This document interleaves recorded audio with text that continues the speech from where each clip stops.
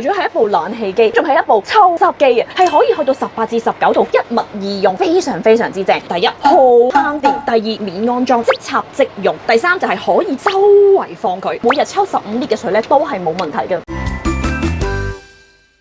大家好，我係 Aiko， 而家我身處咧就係我姐姐房啦。原本咧係冇冷氣嘅，就買咗一部流動冷氣機俾佢。平時一般嘅冷氣機咧好笨重啦，跟住有條氣管啦，又要駁出嚟又剩啦。但係呢一個體積非常之細小，仲要無氣管式，冷風出風嘅程度咧係可以去到18至19度咁凍嘅，風力幾咁犀利。佢可以放喺廚房啦，或者你夜晚黑喺公司停個中央冷氣嘅時候咧，你就可以用佢啦。有3個大嘅賣點：第一，好慳電；第二，免安裝，即插即用；第三就係可以周圍放。佢滾動式咁嘅，你可以周圍放都冇問題嘅。佢仲可以放喺小朋友嘅房間啦，瞓晏覺啊、溫書啊、做功課啊、打機啊，就唔使下下開住個冷氣。私人嘅冷氣機，房裏邊化妝啦，或者係做嘢啦，都可以放喺入邊。佢除咗係一部冷氣機，仲係一部抽濕機啊，一物二用，非常之正。每日抽15升嘅水咧，都係冇問題嘅。